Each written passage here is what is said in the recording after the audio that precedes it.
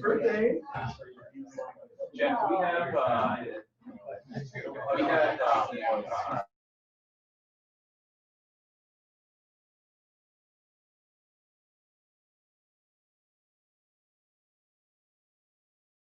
went to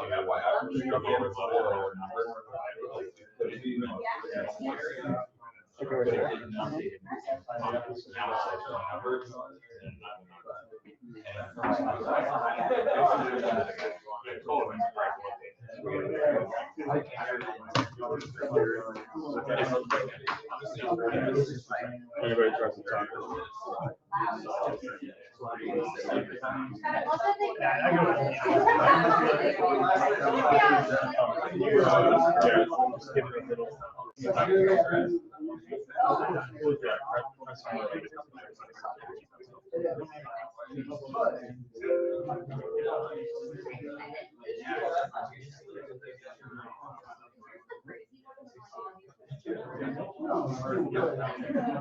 Yeah, of course. It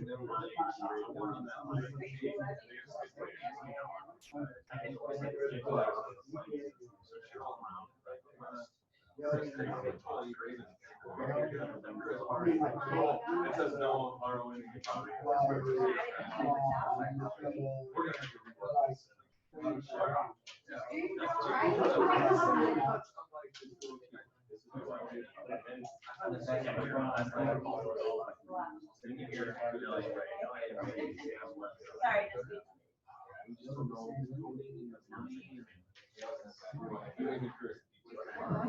All right.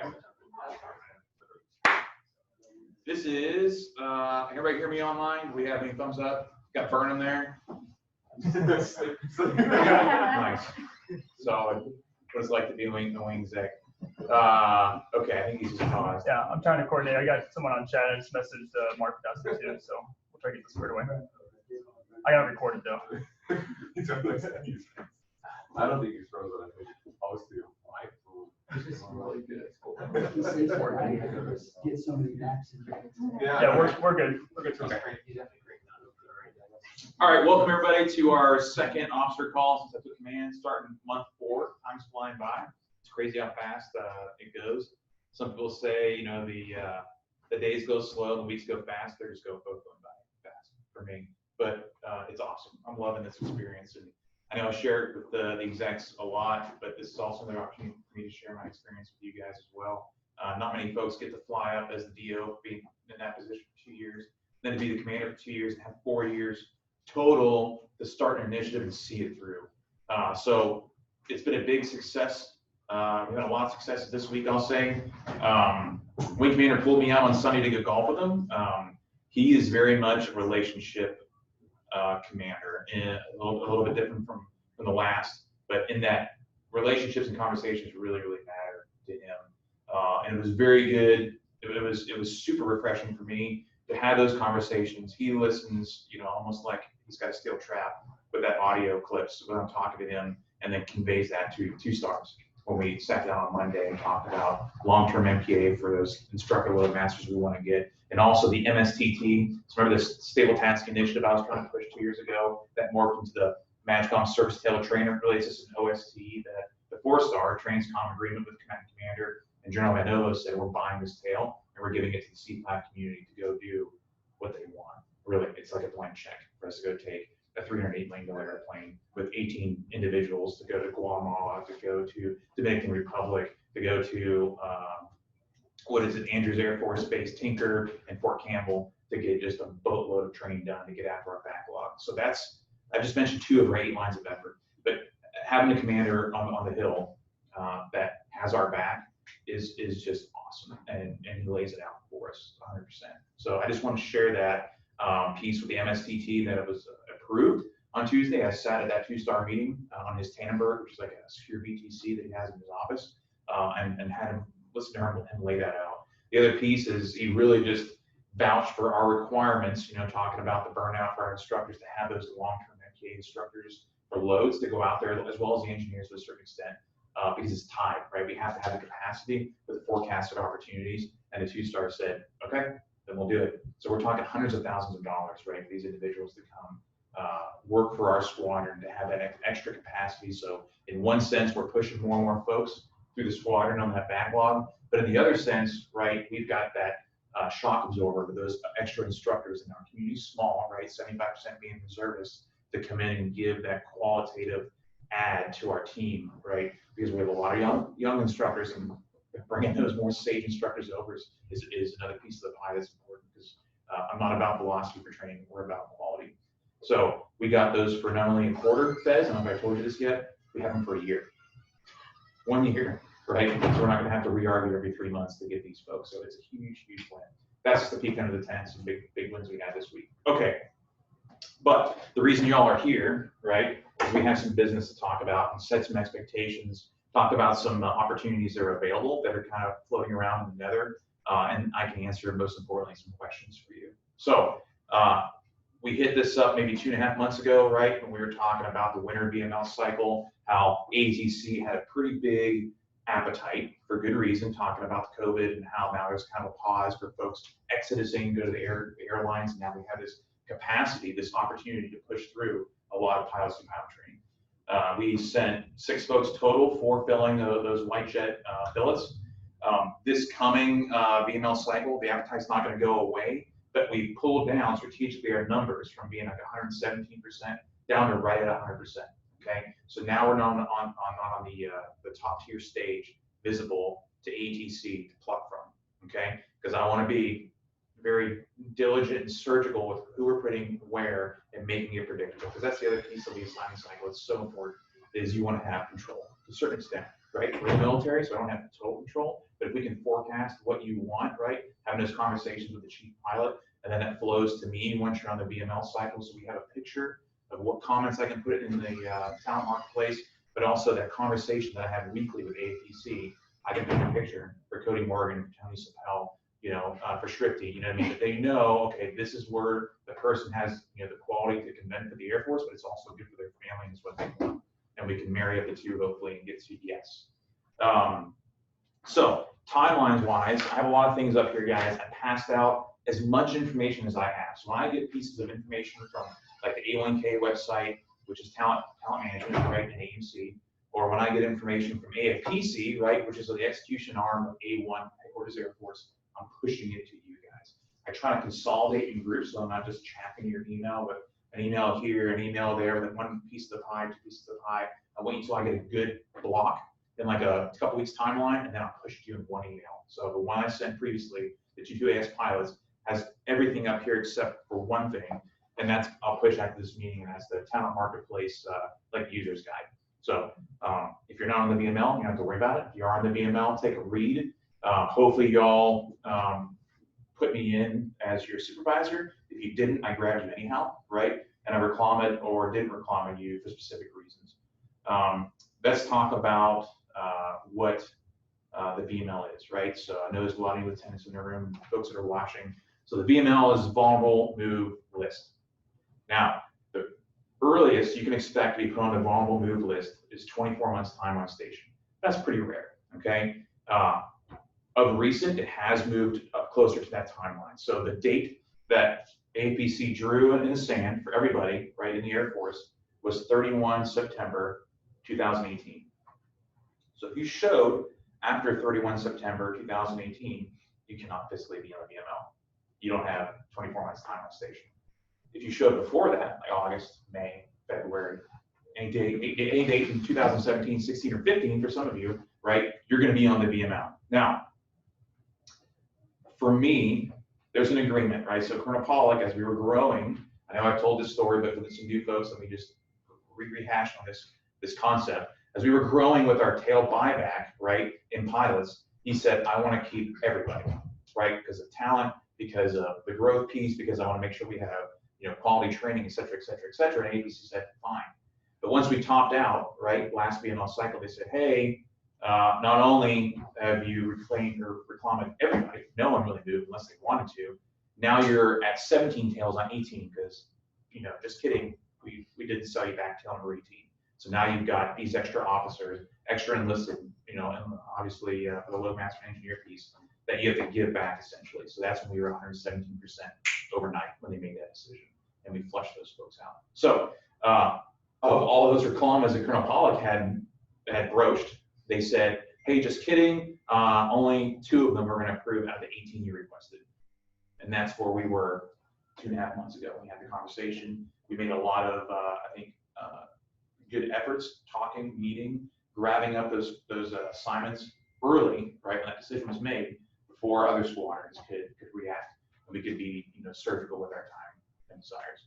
So here we are, back in a normal cycle. We're looking towards, and if you haven't, gotten these yet, print them out, keep in your desk or a binder. We're in the summer VML cycle, right? So the summer VML cycle is very small in timeline. So we're talking June, July, August. The winter VML cycle is every other month in the year. Okay, so the winter cycle is flipping massive. Okay, so there's a lot of flexibility when you can go and show, and obviously there's some training, dates in there that we have to adjust to. But the summer one is pretty finite, right? Because we're talking 90 days that you're going to move. Okay, obviously training can occur before then, and right now the AETC way, if you will, is you'll leave for Pitt from here and do what's called an out and back. So you're still owned by the 22nd. You'll go out, do your training at Pitt, come back with a new Form 8. You still have potentially this patch on, but you can't go fly our airplanes, right? Because you can't hold 2 quals unless you're a test pilot. None of us are test pilots. So that's about what it looks like for AETC and for C-12s and other things as well. It's typically going to be an out and back, one route. As you notice, as you track along this assignment timeline list, the reclamas I put out about 2 weeks ago were either approved or denied.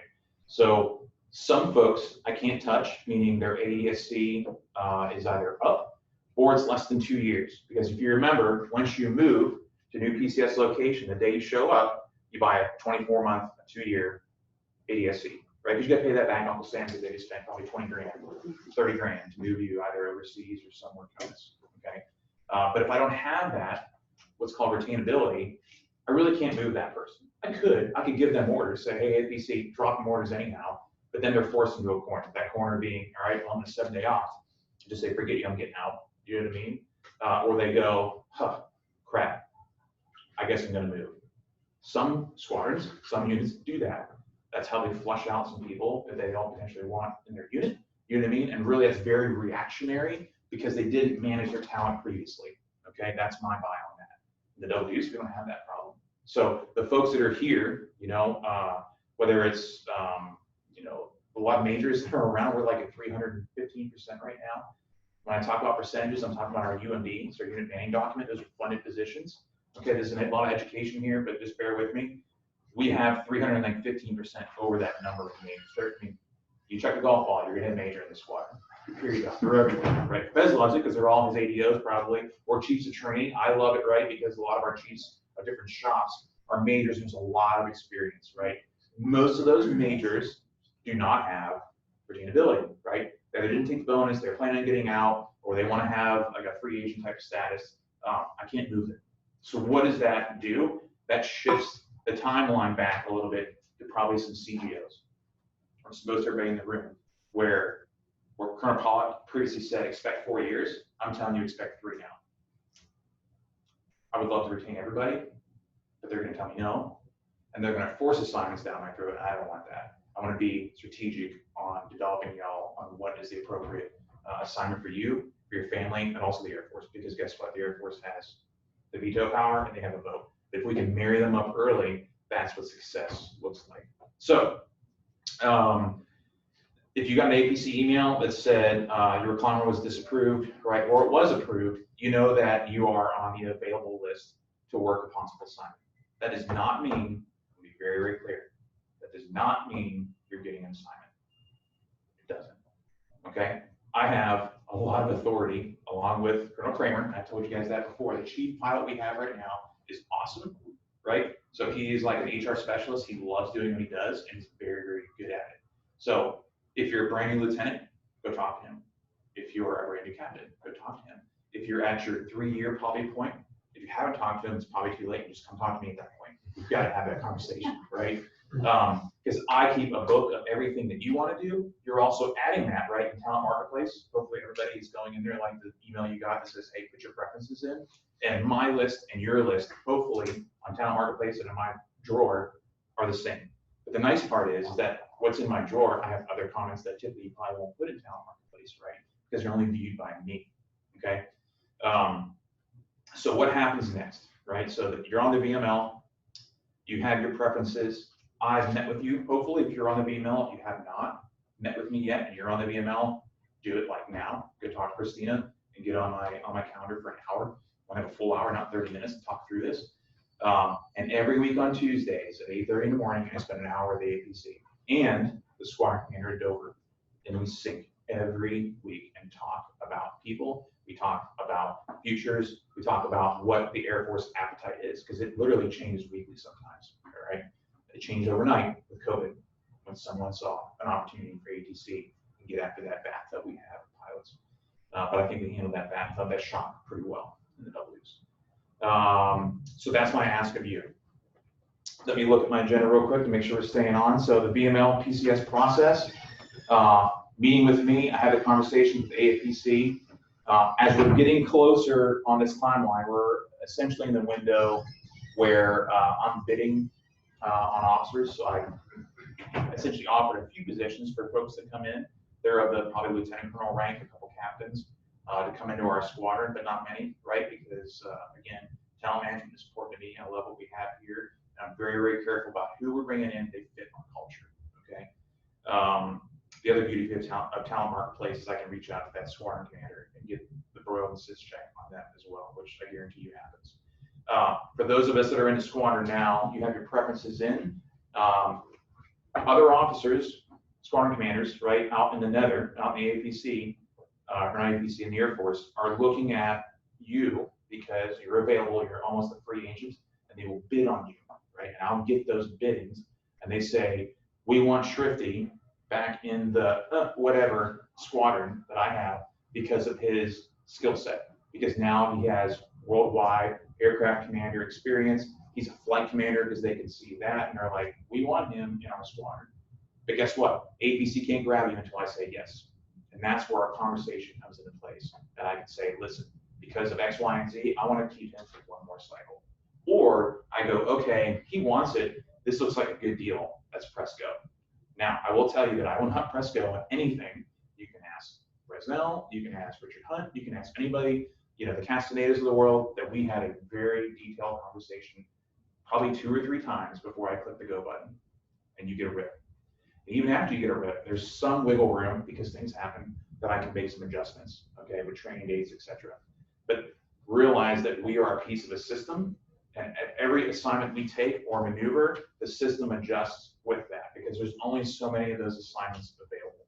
Now, expectations-wise, the Air Force has decided to draw down VIP, SAM, and OSA, right? So VIP, SAM is VIP, right, and overseas assignment type, or big OSA, we want to call it, special air assignment missions, Gulf Streams, right? G4s, G5s are going now, so G5, C40s, C21s, they're bringing that down, okay?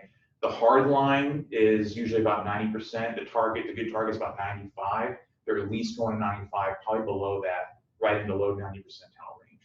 ATC-wise, they're going over 100, okay, where they're sitting in like the mid-90s right now. So you're talking about a shift, less assignments, probably over the next 2 or 3 cycles, to white jets as far as VIP, OSA, BIPSAM, C21s, Gulf Streams, and more to ATC, more to fill the AMLO assignments, right? More to fill other type of coast-to-coast type opportunities that are available. So with those of us that are in the room, that can be tough news to hear. We're like, well, I thought everybody gets a G5. Like that's never been the case. I'll tell you that right now.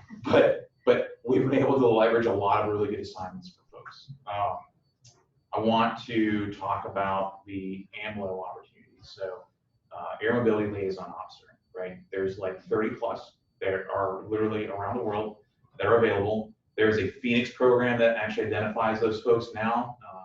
That's a good thing because now you are identified and you're part of a development program that's going to stick with you for the rest of your career. And then I'll be perfectly honest and set you ahead of your peers for sure. So what's great about the AMLO assignments? If you don't think ATC would be great because you're kind of a location person, The flying, I know I'm probably going to go back to flying if I'm second assignment or even third assignment. If I was going to go to an AMLO gig, I know I'm going to come back and fly again if I'm looking about transitioning, to the airlines or something outside. But you don't like the locations for ATC, but the AMLO locations, there's some really good ones out there. There's ones that are in Germany, Italy, Japan, Alaska, all over CONUS, some good places down in Los Angeles, if you like that, or in New York, or in Colorado Springs. There's some really, really good ones, and there's some super opportunities to go there and do that. Traditionally, right, we're looking back 5 to 10 years, that was seen as like a type of assignment. That's like somewhere in the middle. You know what I mean? If I was going to rack and stack, generally speaking, if I'm a pilot in a C5 unit, okay? That goes along with folks thinking about career development as well, but that's shifted, okay? Where the value of that AMLO, that joint experience, is higher now than it was previously. And we've seen that with the Phoenix Eagle list, right? That's the developmental process of identifying squadron commanders, is they're picking more and more of those folks that have that background, okay? Because the Air Force realizes it's valuable, right? Those partnerships, we talk about those relationships, experiences that what I talk about that are very valuable, not just here in Travis, but across the enterprise, is huge. You look at right now with doing the MSTT, right?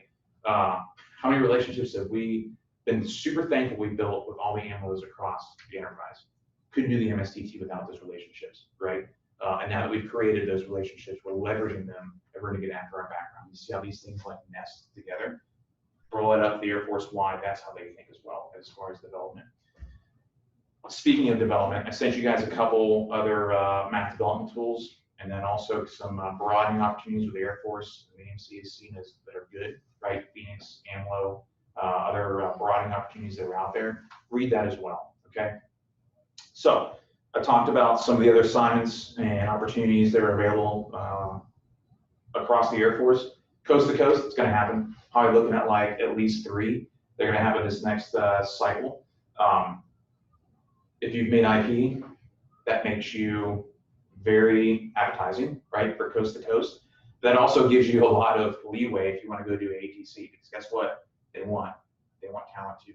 And if you show up as an IP, right, you're going to be a little ahead probably of your peers, because when you go to PIT, you already have the experience of the pattern here, right, running a crew, teaching, and it's going to be less of a stress. You know what I mean? So that's that. Again, going back to what we value in the squadron and what makes you more appetizing, again, for what you want preferences-wise, if you're an IP, you're a golden ticket for a lot of squadron commanders, because they know you've made that vetting, you've been screened at that point and have met that quality cut. Okay. Officer promotion. So Lieutenant Colonel promotion board should be coming out here soon. The results on that, we didn't have anybody in that cycle, but there's others in the wing that'll be involved.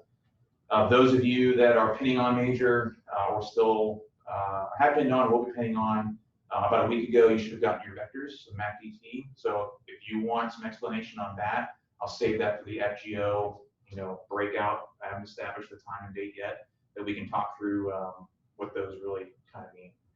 Another just kind of tidbit, this is a shift in the thinking and the process of the Air Force going back to promotions, is we've gone to 2-line PRS, which is a good thing, right? Those 2 lines are basically telling your story and what makes you special. And that's pretty much all my comments that I offer up to the group commander, who tweaks them, and the wing commander is finally his word, right? It's him saying, what makes Leighton Blankenberg, Tony Spell, that goes to the board, along with all of your records. Here's what's different now.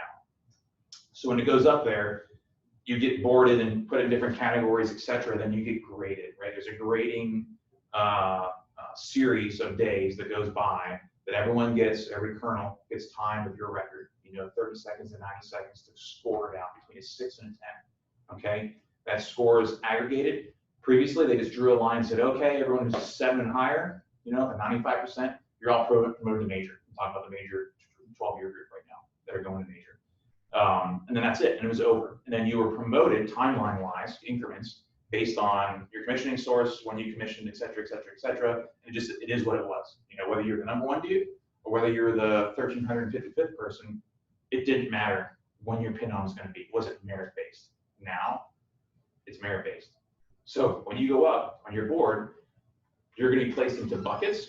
Okay, you're not going to know exactly where you fit, but you're going to have a pretty good understanding of where I placed amongst my peers if I'm just saying the first series is in January and the last series is in December. Okay, so that is going to be interesting for the Air Force and how we receive that feedback. If you're like, I thought it was a February, you're telling me I'm October. You know what I mean? That can be tricky, and that's where I come in and we talk through. Now that the whole Air Force has seen your career, right, and your record, where that falls out of what I think. Okay, because I have a lot of conversations with the other squadron commanders, and I've been in other MAGCOMs, right, at the wing level, and I've heard a one-star talk about these things, about what a record says and where that fits across the Air Force with your peers. So that's that. I think it's awesome because now it doesn't matter if you're an Air Force Academy meeting and you get to pin on first, you know what I mean? Or you're somebody that commissioned in December and you're just like a host, you know what I mean? Like a Joel Lotz had to wait forever, right? But he's a rock star dude. Now it doesn't matter. Now it's like, how well did you do amongst your peers? If you did awesome, you're going to pin on and get paid sooner. I think that's good. Below zone, if you haven't heard, below zone's gone, okay? Some people think it's good, some people think it's bad. I think there's merits on both arguments, but it is what it is now. So the shift in your career has now extended a little bit. Now it's not so much of a rush to go to school. There's not so much of a rush to get promoted early and work for somebody early and go to squadron commander early. Everything is just kind of shifted right, which in my opinion is a good part of that change. Let's see here. Job moves. Colonel Kramer, myself, Major Fernandez, flight commanders, we spend a whole lot of time thinking about you. Again, just like assignments, job moves within the squadron, within the wing, and making you viable for the future, okay? I want to make sure that is 100% in my eyes, you're going to make major. As close as I can get to 100, you're going to make lieutenant colonel. Now, I realize not everybody is going to stay for 20 years. That's okay. And if you come in and tell me that, boss, the first thing I want to do is keep my family together and get out of here as soon as possible, that's okay too, because there's people in this squadron who told me that are crushing it. And I can show you their record, and they're like, that looks like he's going to be a squadron commander someday. Like, yeah, but guess what? He's still performing at that level, but has made a choice for his family, and that's okay.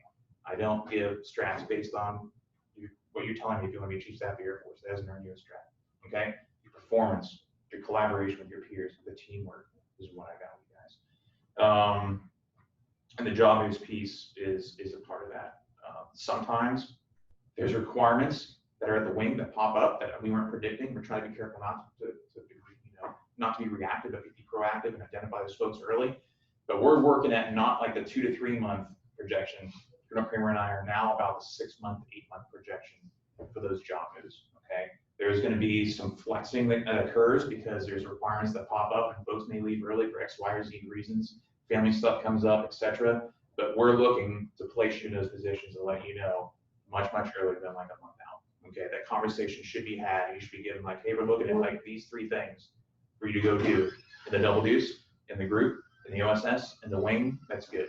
But if you looked at that, the PowerPoint that I gave you guys for CGOs, and the FGO one's pretty similar. The Air Force wants to see that you did something outside of the squadron your entire career. Okay, that's important to them because that makes you a better officer. Period. Anything that needs to be done across the wing, there's lots of moving pieces, and if you know where that moving piece is associated with, then it makes you better. Case in point, tomorrow, what are we having at night? Drive-in movie, right? We're having a drive-in movie, which is cool for the squadrons. We're gonna get together. I know it's a Friday, I'm not expecting 200 people to be in our parking lot, but it's the first event after COVID that we can get together and do something and kind of be within COVID rules, right? But one thing we discovered when we were doing our tabletop red team of this movie event outside, which is trickier than you think it would be, is, hey, there's parking lights out there, right? The parking lights that are like pretty freaking bright.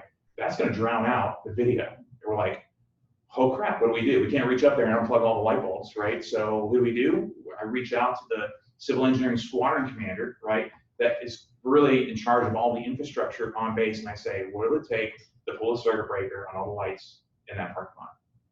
He's like, well, you got to talk to your facility manager. We got to make sure it's not going to affect like 400 ramp out there because whoever decided to wire this base, everything's connected. And we've had issues in the past and half the base loses power. We flip one switch and it's bad. I was like, okay, I don't want that to happen. It's just a movie event. But he's like, let me look into it. Okay. As a lieutenant, I didn't know that. I'll tell you that right now. But relationships matter, and that knowledge of who does what in a wing gets you to yes. And it's going to make that event so much better because yesterday he told me last night, he texted, it helps he's my neighbor. on base said, hey, I got it taken care of. We're going to flip the switch between 5 and midnight. It'll be dark out there. I'm like, you're the man. So that's just a quick example of why broading is important, and just for fun things, let alone other stuff that's mission related. Okay, pulling officer talent back to the double deuce requisitions. I told you I put out a few billets, requisitions for folks that come into the double deuce. But between Cosmo Kramer and myself, the other folks that have been in the CFAC community for a while, we're reaching out via text, phone call, myself, the other lieutenant colonels that I knew, the spades that are in the CFAC community, to bring them in, because we want to keep what we have special. We want top performers. We want good dudes and good gals, period. Because the cool stuff we do, either on the road or in the parking lot as a drive-in movie theater, we want to hang out together and have fun and make sure you fit our culture. So we're getting ahead of kind of what talent marketplace wants to do, and fishing for that talent like a year out, and we're wanting the bug in their ear and in their brain to say, hey, talk to your boss. I want to go to the double deuce, not just CFAC community, but the double deuce. And then we'll open up those requisitions to facilitate and make APC happy. Okay, I'm going to stop right there because holy smokes, that was 30 minutes of me talking. I want to open it up to the floor and online so I can answer some questions to you, because this is all about transparency for one, and it's education and communication. At any point, if you ever got an assignment in the double deuce and you were like, I didn't see that coming, then I'm wrong, right? I haven't leveraged the talent, whether it's Lieutenant Colonel Kramer, Major Fernandez, the other FGOs in the squadron. I haven't leveraged that appropriately or made the opportunities like this for us to talk through what's in the future. Okay. Pause it now. I'm going to sip my coffee, and you guys can raise your hand online or here, and we'll do our best to answer the question. Are you putting those bugs in ears, like for people that you want to come to the double deuce? So I would say about 3 months ago, I spoke to Major Pagenkoff, Major Loftus, obviously Colonel Kramer, other folks that I know in the C5 community to say, hey, where are our heavy hitters in the past? Because they're either at school, they're either going to be, an ATC coming back. What are they doing? What's their desires? You know what I mean? And that's how we started the bug. And we reached out to them and just said, hey, what's your plan? Some were like, I'm out, man. I'm dropping my paperwork. I'm going to the airlines. This is pre-COVID, right? Or right before COVID, and the airline industry kind of crashed. So that was one way. Others were, back when I was DO, Colonel Pollock and I sat down, but even then said, okay, who's good? Who do we want to kind of bring back as a field grade officer or a second assignment? Like your Outs Potts. She was one. We had that conversation across the coast, and we're like, okay, who are your heavy hitters? You know what I mean? How can we entice, the Napa, Tahoe, into their calculus to bring them here? And it worked, right? She's crushing it. There's a method behind this madness, I promise you. And the beauty of having a small community, the beauty and the curse is if you're careful, you can make your small community awesome. If you're predictive, as best you can, and proactive, you can make your community awesome. If you're reactive, it can go downhill really fast. Because it's not like the C-17 community with 14 squadrons, where a couple squadron commanders lose track, ABC makes a couple mistakes. The community's so big that it's going to be okay, right? Ours is so small, 2 squadrons, that they make a few key mistakes, like it's bad. We get bathtubs like that, as opposed to big bathtubs like in the Air Force or pilots. You know what I mean? It's a big problem, needs a big solution. But for us, it's a small problem, but it could last for a PCS cycle. You know what I mean? Like that's huge. That's risk to the mission. Long answer to your short question. I'll try to keep it tighter. Thanks. What else? You described the ammo duty. You just said ammo, but explain what it Yeah, is. so thank you. So what does an AMLO do? Air Mobility Liaison Officer. I just got an email from Lieutenant Colonel down at Camp Pendleton, who's working for the 1st MET Marine Expeditionary Force. So there's one sister service, the Marines, Navy, and Army. So you go out as a liaison, Air Mobility Liaison Officer, that has air mobility knowledge, right, and credibility, because you're going to be at least an aircraft commander when you show up, and at least a captain, but they have requisitions, spots available for captains, majors, and lieutenant colonels, depending on how big the unit is. So let's use Army, for example. I spent a year with the Army. I've got another Army veteran in the room, Cody Morgan, who can back me up or refute what I'm going to say. Is if you go to a battalion, okay, so you go to a battalion, just a squadron level, it's probably going to be a captain. You're going to be a captain in that battalion. You're going to work on the staff, and they have a very strict staff structure in a battalion because you've got like 800 people in battalions. It's pretty huge, especially if it's infantry. could be smaller if it's, you know, an aviation unit. Won't be an aviation unit, but if it's like a striker unit, etc. You're going to be dealing with that lieutenant colonel, his staff, on exercises, on movements. If you're going to cycle out like a RIPTOA, relief in place transfer of authority, down to Afghanistan on like a year cycle or a 6-month, 18-month cycle, you're going to be working all that, reaching out to TACC. Is it going to be a C-17 move? Is it going to be a multimodal C-5 move through ROTA? And you have that knowledge that says they need at least 6 months heads up. We're going to need probably 5 or 6 C-5s or 12 C-17s, or if it's intra-theater, that's use C-130s, because the Army U's don't know that. They're like, I don't know, you tell me. Can we move the entire base with like 5 C-5s? No, we can't do that, sir. You know what I mean? Like, we could do other stuff. And that's important, right? So that's what the AMLO does. As you work up, there's other opportunities, because you go from battalion to brigade, that's a wing, right? Wing level, you're talking multi-thousand people, probably major. And then you go to a MEF for the Marines, will shift mindset here. A MEF is like a numbered Air Force size. We're talking tens of thousands of URA Marines, you know, that are running around, that you're going to be helping that probably 1 or 2 star figure out how they're going to do their exercise in Poland, and how you're going to get their troops to Poland. Big deal, right? You can write the OPRs really easy on that kind of stuff. It's super, super cool. But it can be a little stressful in those times. But if you talk to Alex Carter, who dialed in on our PD on Where Are They Now, right? So Lily Forlini did an awesome job identifying them, bringing them back. We're getting them on Zoom to talk about their experiences, both, you know, for Alex's AMLO and then Daryl Baker in the KC-46 about what it's like. And then Alex said, hey, I like it. I miss the double deuce. I have a whole lot of flexibility. I'm living in Austin, 4-day weekend, pretty much every weekend, whether it's Labor Day or not. You know, I have a lot of flex. It's really good. It's one of those where if you show up and you have a cool commander, or you just show them that you got your stuff together, he's like, you just Air Force do what you want to do. Just be there for me when I need you. Got it, boss. What's your battle rhythm? All right, staff meetings on Wednesdays. We're going to do a sing on Fridays. So Monday, Tuesdays, we're like, I can just take care of my own stuff, work from home, whatever. Yeah, you got it. Okay. You know what I mean? It's very much big one. And it's in a location that you're off the reservation. You go to New York, you go to Italy, you know what I mean, Germany, there's going to be no real Air Force contingent there. You're kind of on an island. There's good and bad at that, right? But you run your own show. So that's awesome, in my opinion. Having done something that was different in Italy, it's kind of cool to be off the reservation for a little bit. Did I answer for everybody what AMLO does? It's pretty good. How easy is it to select your location you want to go to? So if you tell me ahead, like you tell me now, if you're like, hey, what's out there? I'm interested in this region, this area, much easier. Now, I will tell you that like the right now time frame is important, because most of the cycles occur in the summer VML, right? Because people have kids, right? They want to do it in the summer. It's just better that way for a lot of people, unless you're single cat. You tell me early, then like the canvas is out there. They're like, hey, we know in 6 months, or in this case, 8 months, 9 months, that Vicenza, these 3 Army barracks in Germany, Japan, Alaska, Colorado Springs, you know, like Yuma, like all these other locations are cycling out. What do you guys think? Advertise. What do you want? And rarely do I get those emails where like, here's the 18 that are available. Usually what happens is I wait till like a month and a half now, and they're like, here's the 3 that are available. And it's like, you know, middle of nowhere, Nevada, or, you know, Pope Air Force, or not Pope, Polk. Is it Polk in Louisiana? Yeah. Yeah. Places that you're like, unless I have family there, you know what I mean? I'm like, I'd rather not. Thanks, but no thanks. And again, that's mostly volunteer to go to AMLO, but sometimes we dodged that bullet. Last time there were 5 that were out there.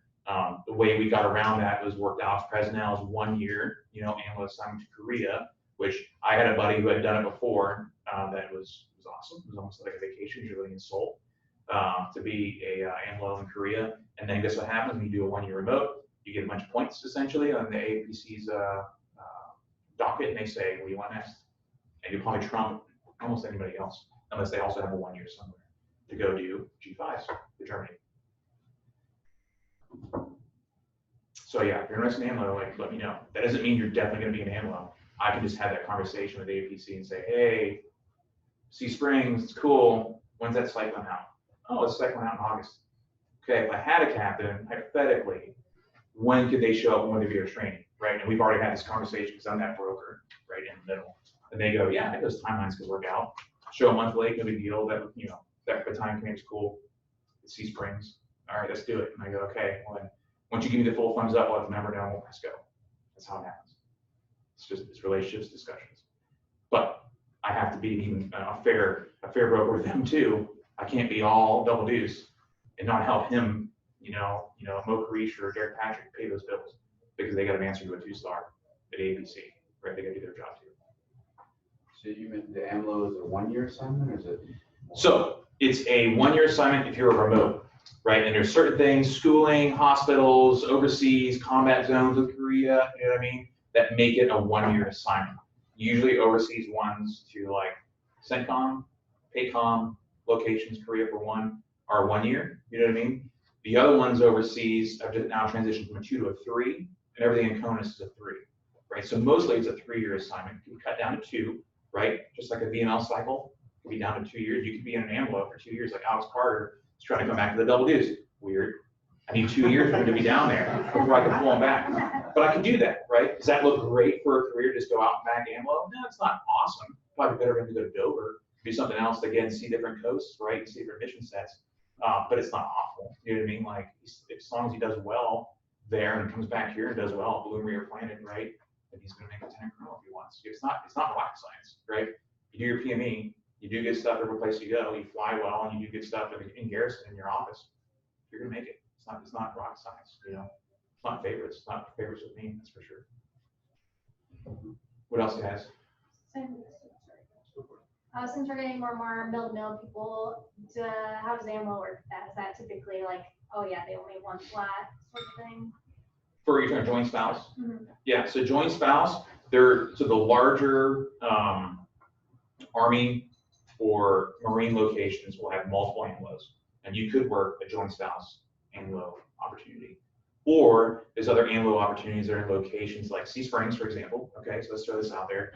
Powered flight program, glider program, jump program, at the Air Force Academy, right? So usually has anywhere between like 5 to 8 pilots cycle through there. Not a lot across the whole Air Force. Guess who has Air Force Academy #1?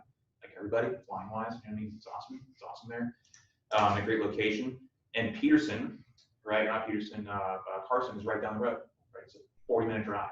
So having an opportunity to have an AMLO go there and somebody go to the power flight program at the academy and still be in the same locale is an option. So you go to those places where you have Air Force, Marine, and Army locations all in the same area, like San Antonio. You know what I mean? San Antonio is awesome. And you can do joint spouse, like that's an awesome mecca. San Antonio, DC, where you can get all kinds of things across multiple services and still make rank if you want to together. People have homesteaded for 8+ years, locations like that. And still make like joint squadron commander. But you gotta be flexible. You can't have it all, right? The good, cheap, fast paradigm, we're talking like buying things. You can have something that's like good and cheap and fast. Doesn't work that way. You gotta pick two. It's much like that for assignments. You know what I mean? You can't have like good location, awesome jet, right when I want it.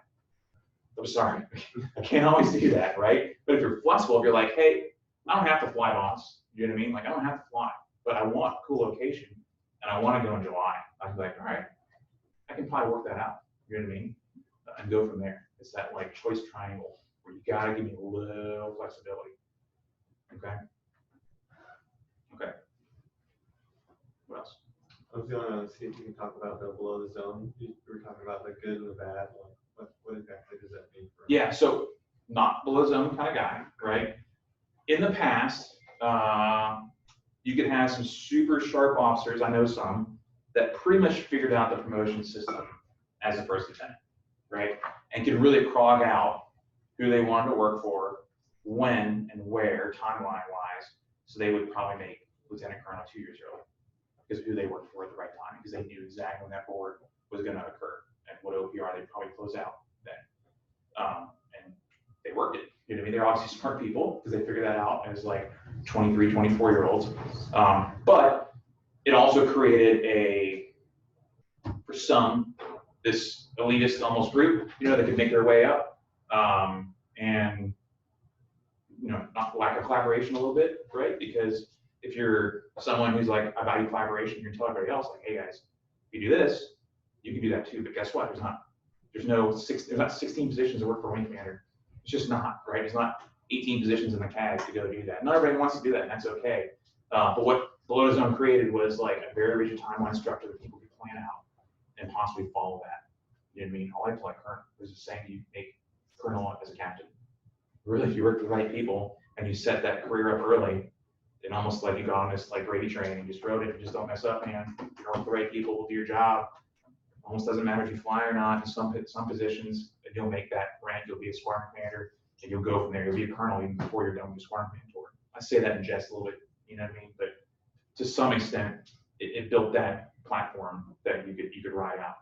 And the Air Force, and this is I'm on one camp right now. The Air Force saw that, and both of them saw that and said, hey, what are we losing with this? We're obviously finding super smart people that are very motivated. They can fly as well, 100%. That we identifying what we value and promoting what we value. Because what we value is some collaboration. We also value is, hey, want to bloom where you're planted, which means if you didn't bloom in your first location, right, are you lost to the Air Force?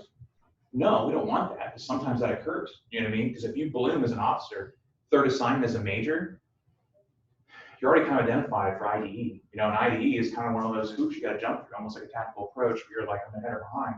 You got to hit that window. If you don't hit that window, you're like, no, this is going to be tough. You know what I mean? There's onesie, twosies, opportunities to drop down, but it's the exception to the rule. Air Force didn't like that. Go ahead, Fez. So along those lines, with the new leadership, General Manovos, new Chief of Staff, General Brown, with the accelerator change or lose, what we value is shifting a little bit. So how can folks focus on, you know, what our leadership is thinking to align themselves with their vision? So let me finish the thought. So we don't want to lose folks that are late bloomers. I'll be one right in front of you, right here, right? As a FAPE, I was like, all I gotta do is fly. You know what I mean? Like, I don't have to work for Wing Command. I want to do that. All I gotta do is fly.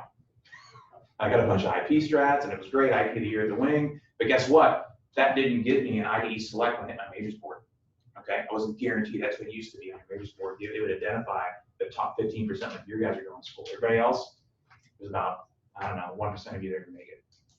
And I was like, crap, I figured it out late. I'll be the first one to tell you that. I was like, oh, you guys should have worked for the wing commander, the group commander, or done some exec stuff, or done some CAG stuff, because it's good. This is all really good stuff. It's hard work. But you got to do it the right windows. And I didn't figure out those windows until late. But I had an opportunity at Randolph, and I went back to the instructor that the commander said, you're going to come work for me. And I said, okay, boss. And I went there, and he said, you're going to be one of the 1%ers. I'm going to give you a chance as a non-IDE select to go to school. I said, okay, that's great. Went, here I am, right? So it worked for me. And there's not many, you know, non-below the zoners that become squadron commanders in the C5 community. I'm the first one to tell you that. I'm showing vulnerability right now. Now, to Fez's point, what do they value, right? So General Brown values multi-capable, I'm going to quote him, multi-capable team builders, right? And that's what I talk on all the time, right? It was almost like when he wrote that letter, I was like, yes, that's awesome, sir. Because that's what I want from you guys. I want you multi-capable, heavy hitter, right? Do good stuff in the jet. I'm credible there, and I do stuff and do good stuff in garrison, right? Whether I'm in safety, training, flight, ops, I'm valuable there, right? So that's multi-capable. Team builder, collaboration. You hear me talk about collaboration all the time, guys. Like, that's awesome if you're like Chuck Yeager. I don't want Chuck Yeager in double deuce, right? I want a Chuck Yeager combined with someone who's the best team builder that, you know, has existed previously, you know, like a Mr. Raj maybe to a certain extent. You know, when you combine those together, that's lethal in my mind, because you can build those teams that can just crush it. Back in ops, right? In safety, in readiness, right? In tactics, we have now taken that tactics shop to just new levels. It's not where you put folks to hang out for a while before they transition out of the Air Force. It's where you put your heavy hitters. They're going to leverage 27 AMLOs across the community to get after a problem set that's affecting all C5s in the universe. You know what I mean? So there's that method behind the madness. I'm trying to get you guys in my brain here on how we're developing and looking at people.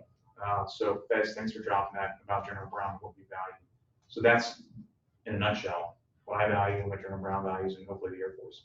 And that's where the below the zone kind of fits into, because we want to give you time and an opportunity to have those events in your life, those jobs, and do really well at them, and show your senior leader in the squadron, your squadron commander, that you're a viable officer, right? And that I do what I can to get you those opportunities to continue to blossom, you know, to bloom your planet. Thanks, guys. Did I answer everybody's question on that one? So, but below the zone is also good because identify people early, and we can get them on that path, right? And those people are general officers, those people are wing commanders, you know what I mean? There's goodness to that too. I don't want to paint you guys in you know, one camp or the other, but obviously I'm a little bit in one camp because it affected me and it gave me a second chance. So I think it's good. What else? See another one. Yeah. Because I know the question's out there. So what if I just want to fly? What if I've already decided I want to go to the airlines? How do I communicate that to you, to Colonel Cosmo? And how would you, go about that? Right, so for me, that looks like, so I have several buddies that are within the airlines. That means you want to be current, right, and qualified when you leave, right? So when you hit that 12-year mark, you'll be current and qualified. So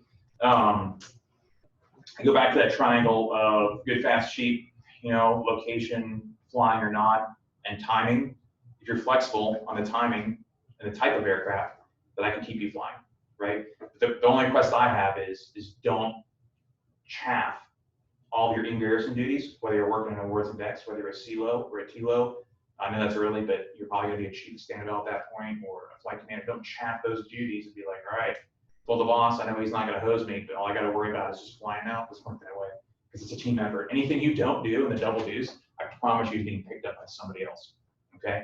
And if you have that mindset, right, going in, everyone pulls their weight, and that's what makes an amazing unit, okay?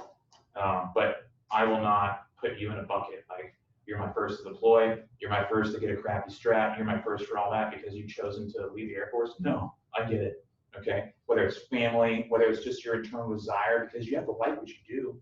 If I push you to be a squadron commander someday and you just hate your job, that's not good, because it's gonna just trickle down to everybody else, right? I love what I do, and I hopefully you guys can see that, because I invest in what we do here and what we live for. And so did Colonel Pollock and the ones before him, right? We got that right. Who we've had is part of my opinion, jaded, of course, or biased, I should say.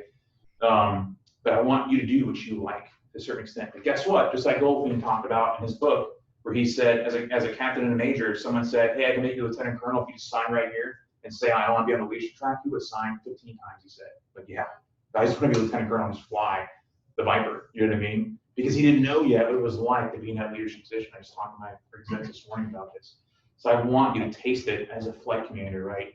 That leadership piece where you can empower people, watch them bloom, but also, get them to the position where they're going to be better people. And you watch that occur, almost like instructing in the jet, and you're like, light bulb went off. You see the light bulb go out in their life, you know what I mean? Because they're doing something for quality of service that makes them feel good, not only about themselves, but gives them that joy, not happiness, joy, right? So I'm getting after here.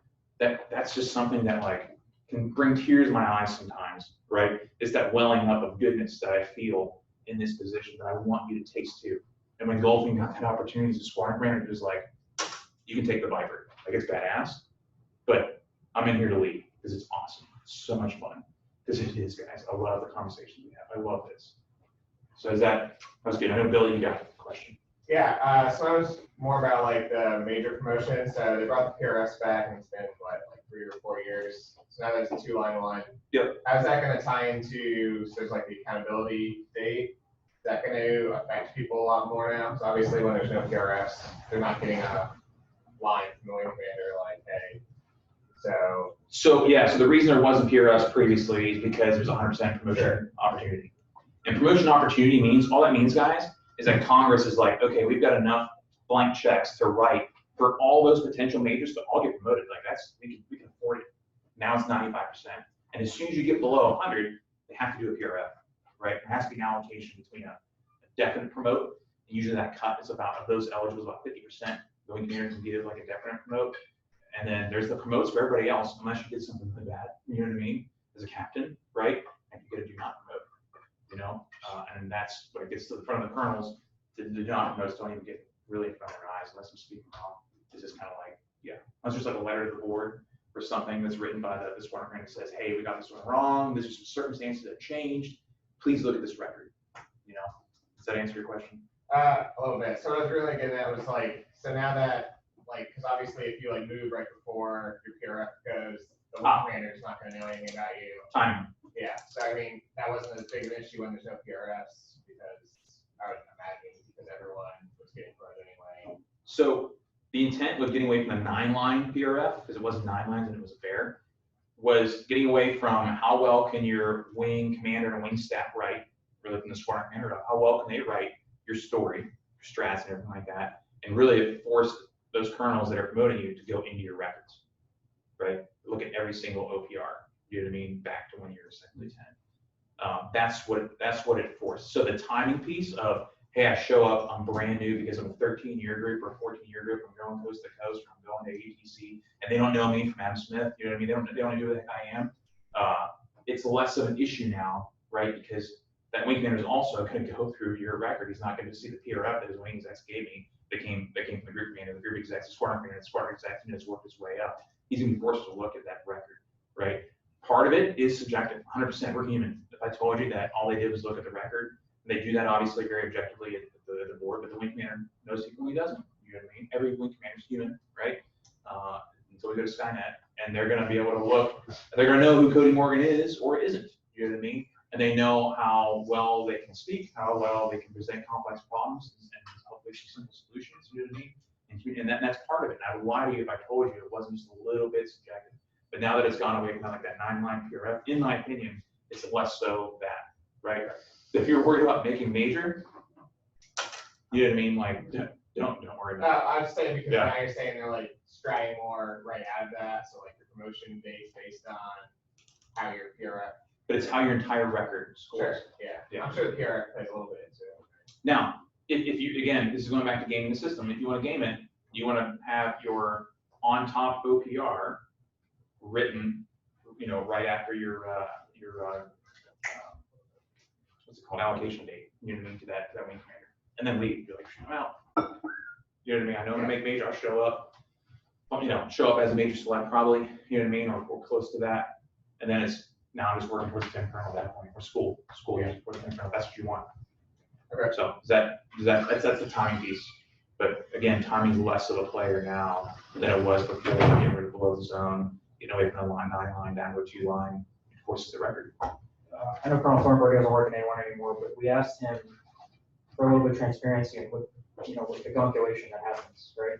Sure. I don't think we ever got that answer. So I think, you know, to Billy's point, if he didn't close out an OPR and his strat is showing up on the PRF instead, you know, how does that score work? I don't think we have the answer to that. So we don't yet, right? Inside this PowerPoint that I give you guys, it talks about what, you know, the Air Force values.